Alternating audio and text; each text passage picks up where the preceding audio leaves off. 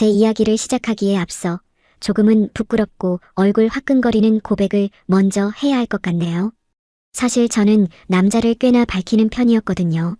사별한 남편 만식 씨와 결혼을 결심했던 결정적인 이유 중 하나도 그의 따뜻한 성품만큼이나 저와 속궁합이 기가 막히게 잘 맞았기 때문이었죠. 우리는 밤마다 뜨거웠고 그 희열은 제 삶을 지탱하는 가장 큰 활력소였으니까요. 그런데 그 사람이 허망하게 떠나버리고 슬픔에 잠겨 울다가도 어느 순간 제 몸이 제 의지와는 상관없이 달아오르는 걸 느꼈을 때의 그 비참함이란 정말 겪어보지 않은 사람은 짐작조차 못하실 거예요. 남편이 죽고 1년쯤 지났을 무렵이었어요. 억누르고 참아왔던 제 욕망의 댐이 무너진 건 오랜만에 만난 친구 혜진이와의 술자리였죠. 수연아, 너도 이제 새 출발해야지. 언제까지 청산갑으로 살 거야? 어린애가 둘씩이나 있는데 그게 가능하기나 해. 말도 안 되는 소리 하지 마. 제가 손사래를 치며 고개를 저으니 친구가 답답하다는 듯 술잔을 탁 내려놓으며 소리치더군요. 그래도 너도 내 인생 즐기면서 살아야 하지 않겠니? 너 아직 33이야. 한창 때라고. 애를 봐줄 사람이 없는데 어떻게 남자를 만나. 그리고 집에 시아버님도 계시는데. 애 잠깐 재우고 아파트 근처에서 만나든지 아니면 아버님 없을 때 집에서 만나면 되지. 요즘 세상에 그게 흠이니? 야, 큰일 날 소리를 하네. 시아버지가 눈 시퍼렇게 뜨고 계신 집에 어떻게 남자를 끌어들여. 제 말에 친구가 정색하며 제 가슴을 쿡 찌르는 한마디를 던졌거든요. 그럼 언제까지 너 혼자 이렇게 지낼 거야? 평생 수절하다 늙어 죽을래? 너 그러다 병나. 그 말에 저도 모르게 억눌러왔던 감정이 터져버렸네요. 눈물이 핑 돌며 소리를 질러버렸죠. 나도 남자가 그립고 외로워. 미칠 것 같다고. 그래도 지켜야 할 선이란 게 있잖아. 참나. 내가 그런 걸 지킨다고 누가 알아주기나 하니? 죽은 남편이 돌아오니 산 사람은 살아야지. 친구의 그 말이 가슴에 비수처럼 꽂혔지만 동시에 묘한 해방감을 주더라고요. 결국 그날 밤 친구의 성화에 못 이겨 채팅 어플을 깔았고 거기서 한 남자를 만나게 되었어요. 너무 좋았죠. 남편이 떠나고 거의 1년 만에 낯선 남자의 품에 안겼으니까요. 처음엔 내가 이래도 되나 짐승만도 못한 년인가 싶어서 죄책감에 시달렸는데 막상 거친 살이 닿고 온기를 나누니 이성이 마비되더군요. 그게 제 인생을 송두리째 흔들 사건의 시작인 줄은 꿈에도 모른 채 말이에요. 지금부터 본격적으로 그 사연을 들려드리겠습니다.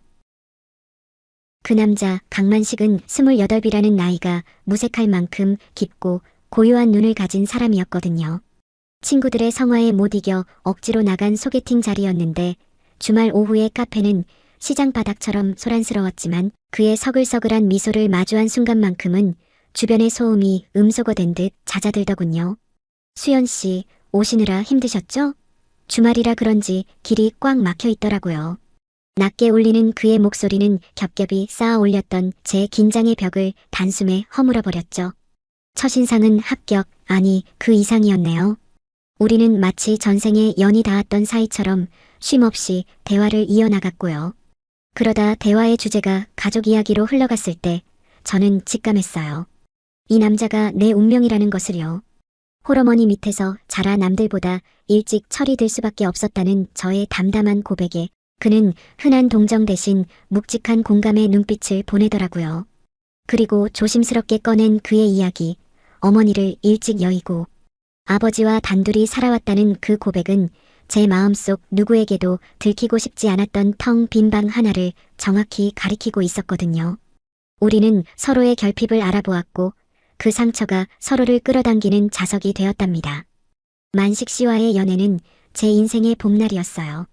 그는 언제나 묵묵히 제 투정을 받아주는 넓은 바다였고 저는 그런 그의 세상에 생기를 불어넣는 태양이고 싶었거든요. 저는 사랑 앞에 계산하지 않았죠. 퇴근길 지친 그를 기다렸다 품에 안기고 잠든 그의 귓가에 사랑해라고 속삭이는 것이 제 하루의 가장 큰 낙이었고요.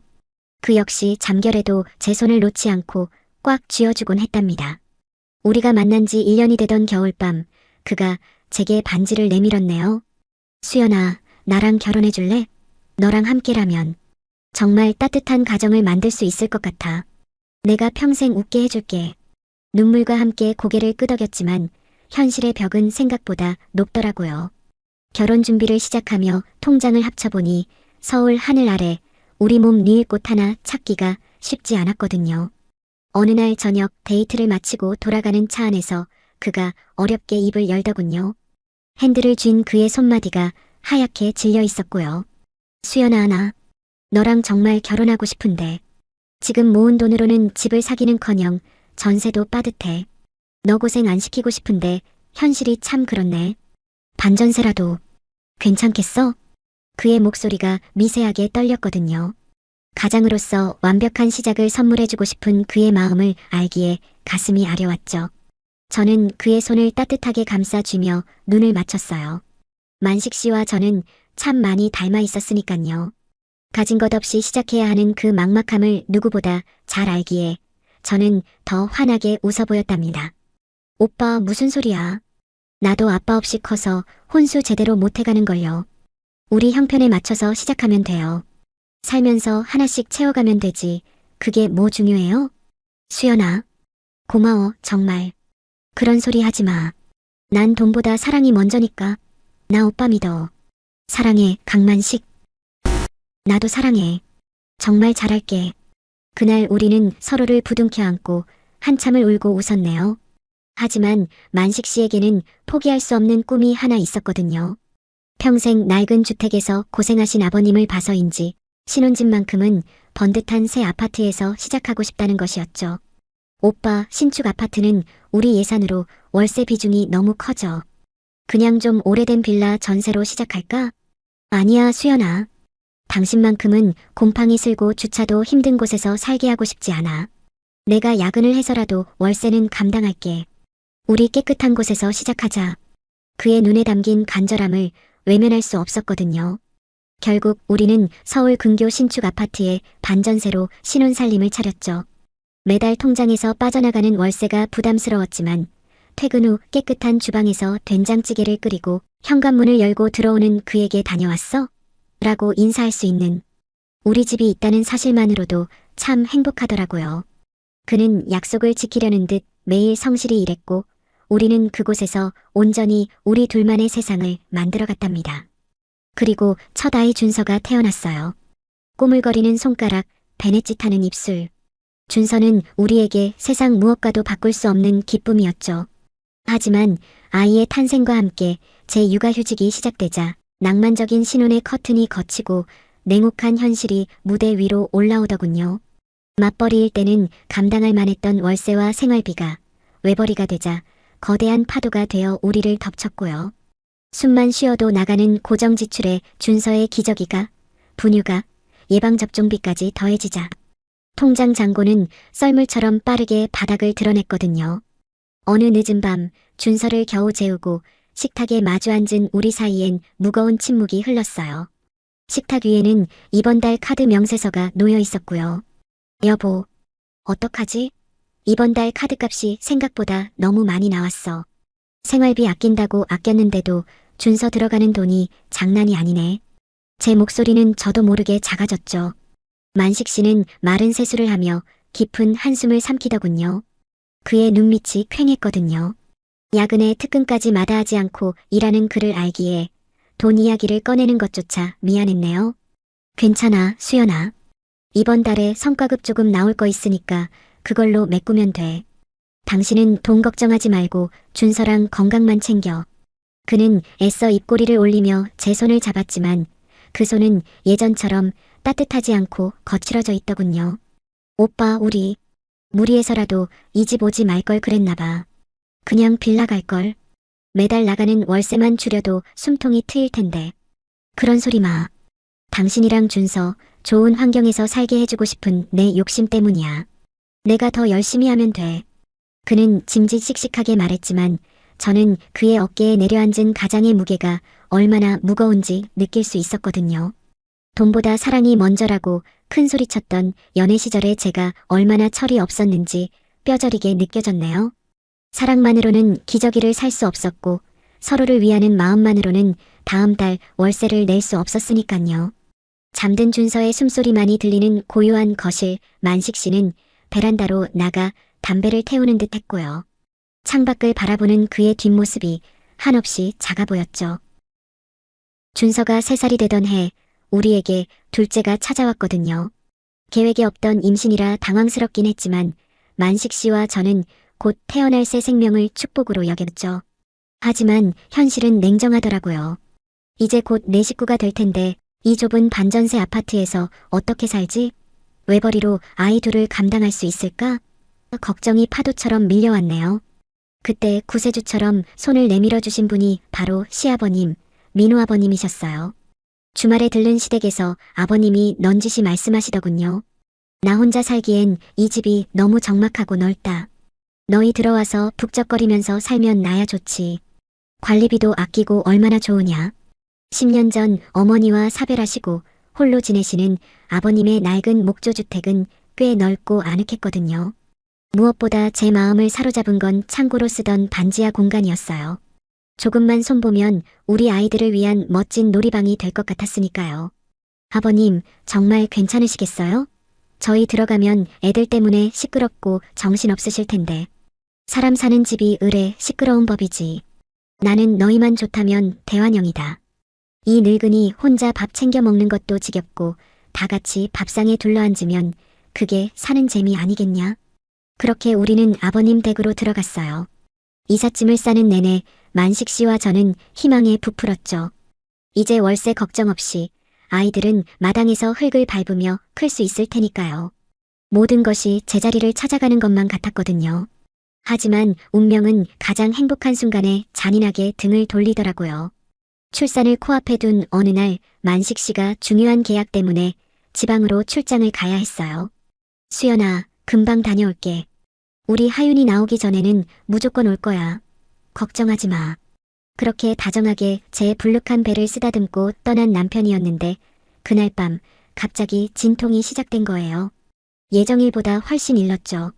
아버님의 부축을 받아 병원으로 가면서 저는 울먹이며 만식 씨에게 전화를 걸었네요. 여보, 나 지금 병원 가. 애가 곧 나올 것 같아. 너무 아파. 뭐? 벌써? 괜찮아? 알았어. 내가 지금 바로 출발할게. 조금만 힘내고 있어, 수연아.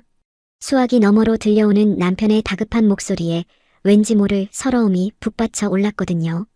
왜 하필 지금 출장을 가서 옆에서 손 잡아줄 사람도 없고 나 너무 무섭단 말이야. 빨리 와. 제발 빨리 오라고. 저는 그게 남편과의 마지막 대화가 될 줄은 꿈에도 몰랐어요. 제 투정과 울음소리에 마음이 급해진 그 사람은 빗길 고속도로에서 속도를 올리고 또 올리다 결국 돌아오지 못했거든요. 저는 딸 하윤이를 낳았지만 핏덩이 딸을 제대로 안아보기도 전에 남편의 사망 소식을 들어야 했어요. 세상이 무너져 내리는 것 같았죠. 아니, 차라리 저도 같이 죽고 싶었어요. 나 때문에 내가 빨리 오라고 보채지만 않았어도 죄책감이 독처럼 온몸으로 퍼져나갔어요. 장례식 내내 저는 넋 나간 사람처럼 울기만 했네요. 모든 것이 다 제 탓인 것만 같았으니까요. 장례를 치르고 집으로 돌아온 날 저는 갓난쟁이 하윤이를 눕혀놓고 그대로 쓰러져 버렸어요. 며칠을 곡기를 끊고 이불만 뒤집어 쓴 채 흐느끼는 저를 억지로 일으켜 세운 건 아버님이셨죠. 아들을 잃은 슬픔에 당신 가슴도 갈기갈기 찢어지셨을 텐데 아버님은 저와 손주들을 위해 버티고 계셨거든요. 평생 망치질만 해온 투박한 손으로 아버님은 서툴게 미역국을 끓여오셨어요. 간도 제대로 맞지 않아 소금물처럼 짰지만 숟가락도 들지 못하는 제 입가에 억지로 국물을 밀어 넣으시더라고요. 수연아, 먹어야 산다. 너까지 쓰러지면 준서랑 저 핏덩이 하윤이는 어떡하라고 이래. 만식이가 하늘에서 보고 있다. 어서 한 숟갈만 떠봐라. 아버님, 제가 무슨 자격으로 밥을 먹어요. 저 때문에 만식 씨가 죽었는데 흑. 이놈아, 그게 왜 내 탓이야. 운명이 그런 것을. 죽은 놈은 죽은 놈이고 산 사람은 살아야 할 게 아니냐. 아버님의 호통에 저는 눈물 젖은 미역국을 꾸역꾸역 삼켰네요. 그날부터 아버님의 눈물겨운 산후조리가 시작되었어요. 밤새 우는 하윤이를 안고 거실을 서성이시고 그 거친 손으로 기저귀를 가셨죠. 아빠를 찾으며 불안해하는 준서를 품에 안고 재우시고요. 남편의 빈자리는 여전히 거대했지만 친정아버지처럼 저를 돌봐주시는 아버님 덕분에 저는 겨우 숨을 쉴 수 있었답니다. 시간이 흘러 저도 다시 일어서기 시작했어요. 아이들을 위해, 그리고 저를 위해 헌신하시는 아버님을 봐서라도 힘을 내야 했으니까요. 집안에는 다시 아이들의 웃음소리가 돌기 시작했고, 우리 네 식구는 서로의 상처를 보듬으며 단단한 가족이 되어갔죠. 하지만 모두가 잠든 깊은 밤이면 저는 지독한 외로움과 싸워야 했어요. 33, 여전히 젊은 나이잖아요. 남편의 온기가 사라진 침대는 너무나 차갑고 넓었거든요. 아이들을 재우고 난 뒤 찾아오는 공허함은 견디기 힘들 정도였어요. 밤마다 방문을 걸어 잠그고 베개를 끌어안으며 눈물을 삼키는 날들이 이어졌습니다. 사실 부끄러운 고백이지만 저는 남자를 꽤 밝히는 편이었거든요. 남편 만식 씨와 결혼을 결심했을 때도 그의 따뜻한 성품만큼이나 저와 속궁합이 잘 맞는다는 점을 무시할 수 없었죠. 우리는 밤마다 뜨거웠고 그게 제 삶의 큰 활력소였으니까요. 그런데 남편이 허망하게 떠나고 슬픔에 잠겨 있다가도 어느 순간 제 몸이 달아오르는 걸 느꼈을 때의 그 비참함이란 정말 겪어보지 않은 사람은 모를 거예요. 남편이 죽고 1년쯤 지났을까요? 아이들을 재우고 난 깊은 밤이면 사무치는 외로움과 함께 참을 수 없는 욕구가 밀려오더라고요. 그래서 종종 방문을 걸어 잠그고 혼자서 위로를 하곤 했거든요. 그날도 그랬어요. 입을 틀어막고 절정에 다다랐다가 눈을 떴는데 닫았다고 생각했던 방문이 살짝 열려있는 게 보이더군요. 그리고 문 밖으로 인기척이 슥 스쳐 지나가는 느낌을 받았죠. 심장이 덜컥 내려앉았네요. 아버님이 보셨을까? 들으셨을까? 다음날 아침 밥상머리에서 아버님 얼굴을 쳐다볼 수가 없었답니다. 그 무렵 오랜만에 만난 친구 혜진이와 술잔을 기울이다가 속마음을 털어놓게 되었어요. 수연아, 너도 이제 새 출발해야지. 언제까지 청산과부로 살 거야? 어린애가 둘씩이나 있는데 그게 가능하기나 해. 말도 안 되는 소리 하지 마. 제가 고개를 저으니 친구가 답답하다는 듯 소리치더군요. 그래도 너도 내 인생 즐기면서 살아야 하지 않겠니? 너 아직 33이야. 한창 때라고. 애를 봐줄 사람이 없는데 어떻게 남자를 만나? 그리고 아버님도 계시는데. 애 잠깐 재우고 아파트 근처에서 만나든지 아니면 아버님 없을 때 집에서 만나면 되지. 요즘 세상에 그게 흠이니? 아, 큰일 날 소리를 하네. 집에 어떻게 남자를 끌어들여. 제 말에 친구가 정색하며 쏘아붙였거든요. 그럼 언제까지 너 혼자 이렇게 지낼 거야? 평생 수절하다 늙어 죽을래? 그 말에 저도 모르게 억눌러왔던 감정이 터져버렸네요. 나도 남자가 그립고 외로워. 미칠 것 같다고. 그래도 지켜야 할 선이란 게 있잖아. 참나. 내가 그런 걸 지킨다고 누가 알아주기나 하니? 죽은 남편이 돌아오니? 친구의 그 말이 가슴에 비수처럼 꽂혔지만 동시에 묘한 해방감을 주더라고요. 결국 친구의 성화에 못 이겨 채팅 어플을 깔았고 거기서 남자를 만나게 되었어요. 너무 좋았죠. 남편이 떠나고 거의 1년 만에 남자의 품에 안겼으니까요. 처음엔 내가 이래도 되나 짐승만도 못한 년인가 싶어서 죄책감에 시달렸는데 막상 살이 닿고 온기를 나누니 이성이 마비되더군요. 우선 저부터 살고 봐야겠다는 생각이 들었어요. 밖에서 만나는 걸로는 성에 차지 않아 아버님이 현장에 나가신 낮 시간에 남자를 집으로 들이기 시작했거든요. 그러다 사달이 난 거죠. 그날은 장대비가 쏟아지는 날이었어요. 비 때문에 현장 일이 일찍 끝난 아버님이 제가 좋아하는 만두를 사들고 일찍 귀가하신 거예요. 저를 놀래켜주려고 초인종도 누르지 않고 조용히 들어오셨다는데 저는 빗소리에 묻혀 현관문 열리는 소리조차 듣지 못했거든요. 안방에서 낯선 남자와 엉겨붙어 뒹굴고 있었는데 문틈으로 아버님과 눈이 마주친 그 순간 제 심장이 멈추는 줄 알았답니다. 아버님은 말없이 돌아서 나가셨고 저는 사색이 되어 남자를 급히 보냈죠. 그날 이후 며칠간 집안에는 숨막히는 침묵만 흘렀네요. 아버님은 저를 투명 인간 취급하셨고 저는 죄인처럼 고개만 숙이고 다녔으니까요. 그러다 며칠 뒤 아이들을 재우고 난 늦은 밤에 아버님이 저를 부르시더군요. 수연아, 우리 얘기 좀 하자. 더는 이렇게 숨어서는 안 된다. 아버님의 낮고 엄한 목소리에 저는 바들바들 떨며 거실로 나갔어요. 식탁에 마주 앉았는데 차마 눈을 들 수가 없었거든요. 내가 모를 줄 알았느냐? 이 집에 내 아들놈 새끼들이 자는 이 집에 버젓이 낯선 사내를 끌어들여. 아버님의 호통에 저는 그대로 바닥에 무릎을 꿇고 말았죠. 아버님, 제가 죽을 죄를 지었습니다. 잘못했습니다. 흑흑. 눈물이 하염없이 쏟아졌어요. 당장 짐 싸서 나가라고 하셔도 할 말이 없었으니까요. 그런데 아버님의 다음 말씀은 제 예상을 빗나갔네요. 일어나라. 내 죄를 따지자는 게 아니다. 아버님의 목소리가 미세하게 떨리고 있었거든요. 무서워서 그런다, 애미야. 내가 상처받을까봐. 그런 근본도 모르는 놈들 만나다가 무슨 험한 꼴이라도 당할까봐. 이 늙은이가 무서워서 그런다고. 채팅인지 뭔지 그런 데서 만난 놈들이 널 진심으로 아껴주겠냐? 그냥 몸이나 한번 섞으려는 놈들이지. 그제야 깨달았어요. 아버님의 분노는 배신감이 아니라 저를 향한 절박한 걱정이었다는 것을요. 왈칵 서러움과 죄송함이 밀려와 목 놓아 울었답니다. 죄송해요. 아버님, 제가 짐승이에요. 외로워서 사람이 너무 그리워서 저도 모르게 차라리 저를 내쫓으세요. 엉엉. 그치거라. 쫓아내긴 누굴 쫓아내. 너 나가면 내 손주들은 어미 없이 어찌 크라고. 아버님은 투박한 손으로 휴지를 뽑아 제게 건네주셨어요.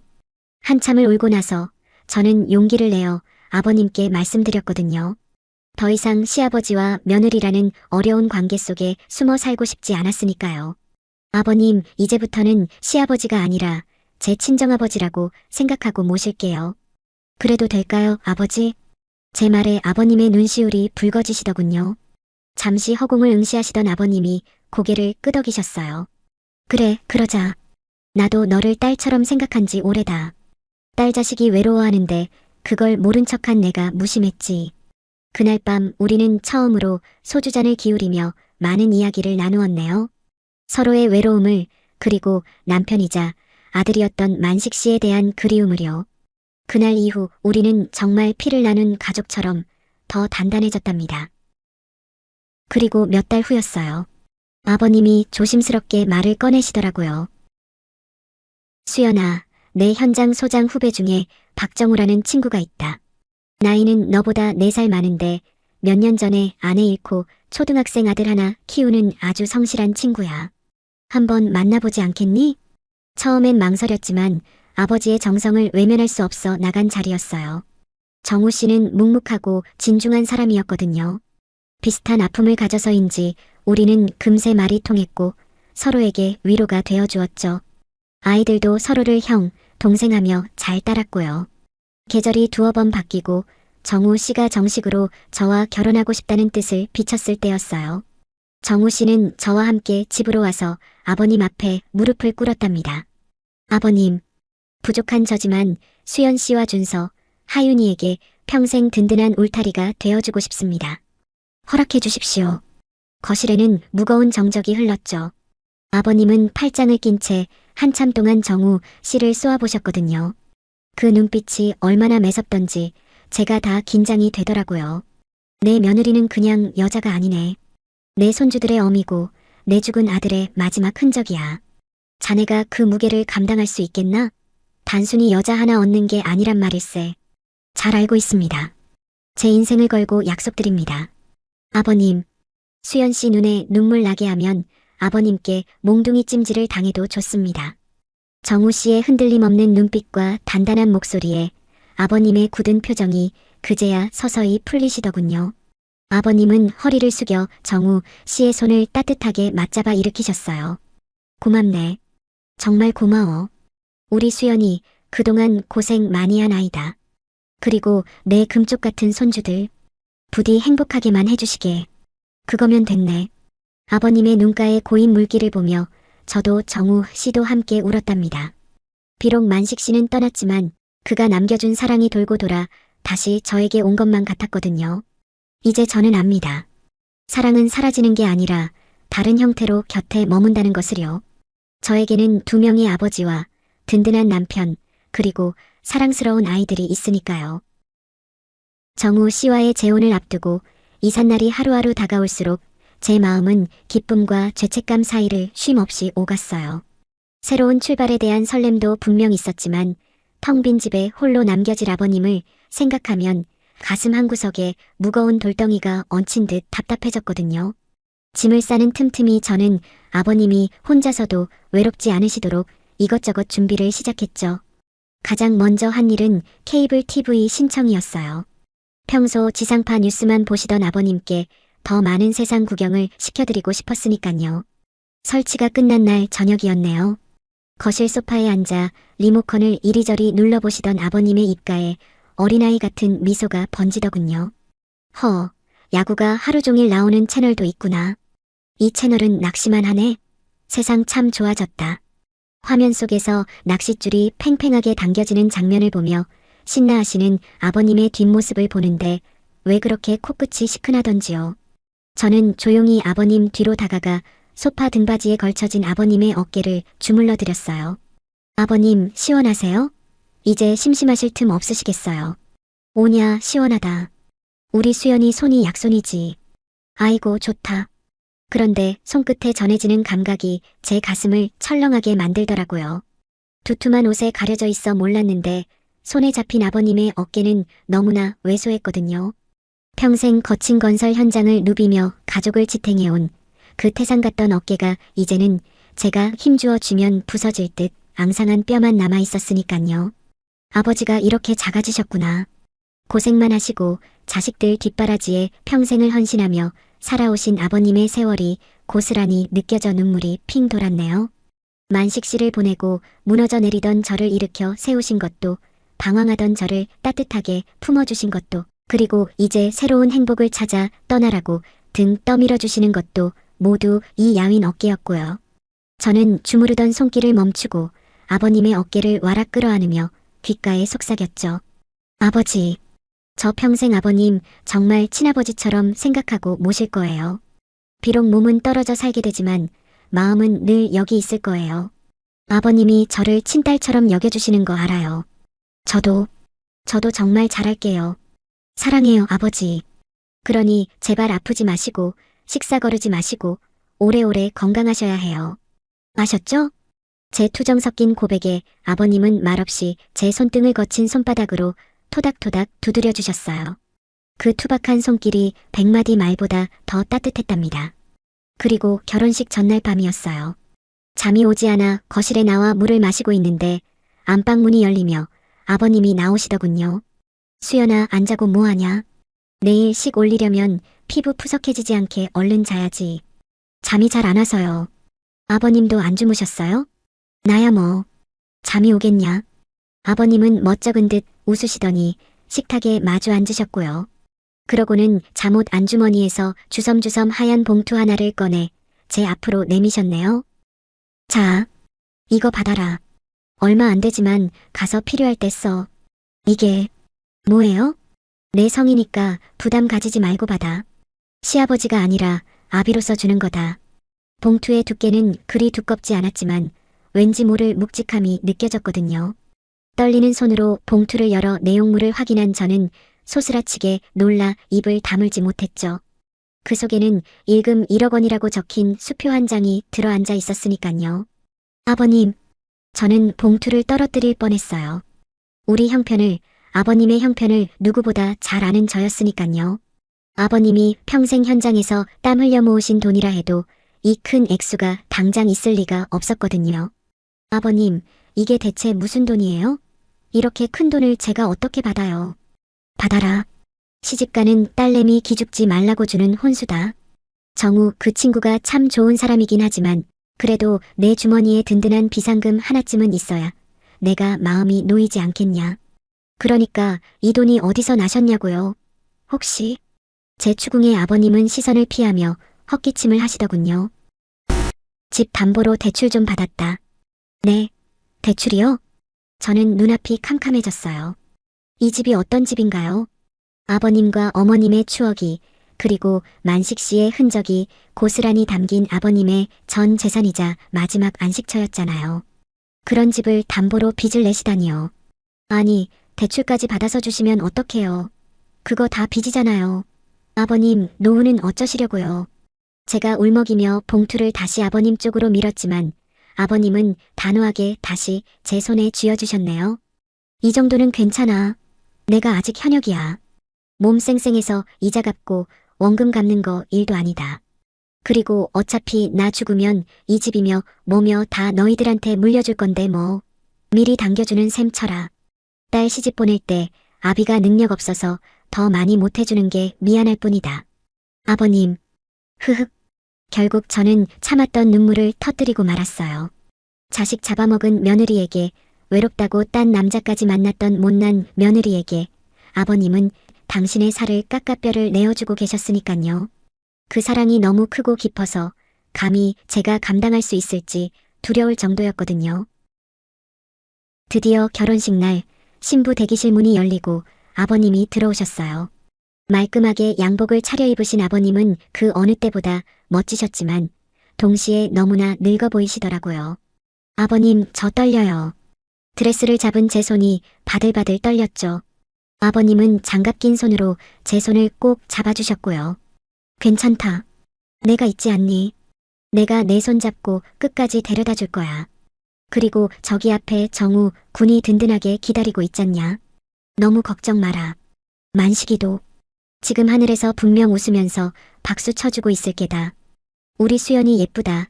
우리 아버지 멋있다 하면서 말이야. 아버님의 그 한마디에 긴장이 눈 녹듯 사라지고 가슴 벅찬 용기가 차올랐네요. 버진 로드 위에 섰을 때 저는 세상에서 가장 든든한 아버지의 손을 잡고 한 걸음 한 걸음 내디뎠고요. 하객들의 박수 소리 속에서 아버님이 제 손을 정우 씨의 손에 넘겨주실 때 아버님의 손이 아주 미세하게 떨리는 것을 느꼈거든요. 그것은 딸을 보내는 아비의 아쉬움이자 며느리를 놓아주는 시아버지의 마지막 배려였을 테니까요. 며칠 뒤 정말로 떠나야 할 시간이 왔어요. 이삿짐 센터 트럭이 짐을 다 싣고 시동을 걸고 있었고 정우 씨의 차가 대기하고 있었거든요. 텅 빈 마당에 홀로 선 아버님을 보자 발걸음이 떨어지지 않더라고요. 아버님, 저 정말 가요? 제가 어떻게 아버님을 혼자 두고 가요? 제가 아버님을 버리는 것 같아요. 눈물 범벅이 된 얼굴로 아버님의 옷자락을 붙잡았죠. 준서와 하윤이도 할아버지 다리에 매달려 엉엉 울기 시작했고요. 할아버지, 같이 가. 우리 새 집에 할아버지 방도 있어. 나 할아버지랑 살래. 할아버지, 하윤이랑 가자. 으앙. 아이들의 울음소리에 아버님의 눈시울도 붉어졌지만 아버님은 애써 환하게 웃으며 아이들의 머리를 쓰다듬어 주셨어요. 허허, 이 녀석들. 할아버지는 여기가 좋아. 내 집이 제일 편해. 너희들 가서 엄마 말 잘 듣고 새 아빠랑 재미나게 놀아. 알았지? 주말에 맛있는 거 사서 놀러 오면 되잖아. 그리고는 저를 보며 표정을 굳히시더군요. 수연아, 버리는 게 아니다. 내 아들놈한테 내가 해줄 마지막 도리를 하러 가는 게지. 너 행복하게 사는 거, 그게 만식이가 제일 바라는 일이고 이 못난 애비가 바라는 유일한 소원이야. 가서 죽을 힘을 다해 행복해라. 그게 나한테 빚 갚는 유일한 방법이다.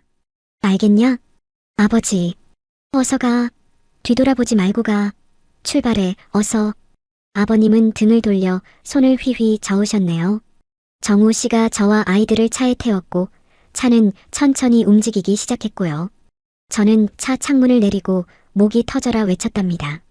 아버지, 식사 잘 챙겨 드셔야 해요. 아프시면 바로 전화하시고요. 사랑해요, 아버지. 금방 또 올게요. 차는 모퉁이를 돌아 아버님의 모습이 100m에서 사라질 때까지 멈추지 않았거든요. 점점 멀어지는 집을 보며 저는 맹세했어요. 반드시 행복해지겠노라고. 그게 2명의 남편과 2명의 아버지가 제게 준 사랑에 보답하는 길이라고요. 그 후로 계절이 바뀌고 해가 바뀌었네요. 저는 새로운 가정에서 다시 웃음을 찾았고요. 정우 씨는 약속대로 든든한 울타리가 되어 주었고 아이들은 구김살 없이 자라났답니다. 그리고 주말이 되면 조용한 민호의 주택은 다시 시끌벅적한 잔칫집으로 변하곤 했죠. 할아버지, 문 열어주세요. 저희 왔어요. 대문을 박차고 들어오는 준서와 하윤이의 목소리에 아버님은 버선발로 마당까지 뛰어나오시고요. 양손 가득 반찬통과 과일을 든 저와 듬직하게 웃으며 인사하는 정우 씨가 그 뒤를 따르죠. 아버지, 얼굴이 왜 이렇게 좋으세요? 저 안 보고 싶으셨죠? 허허, 이 녀석. 안 보고 싶긴. 눈 빠지는 줄 알았다. 마당 평상에 둘러앉아 수박을 먹으며 웃음꽃을 피우는 우리들. 피를 나누진 않았지만 상처를 공유하고 서로를 치유하며 맺어진 우리는 세상에서 가장 단단하고 애틋한 가족이었으니깐요. 비극으로 시작되었지만 서로를 향한 이해와 희생, 그리고 사랑으로 완성된 우리들의 이야기는 그렇게 또 다른 행복의 페이지를 넘기고 있답니다.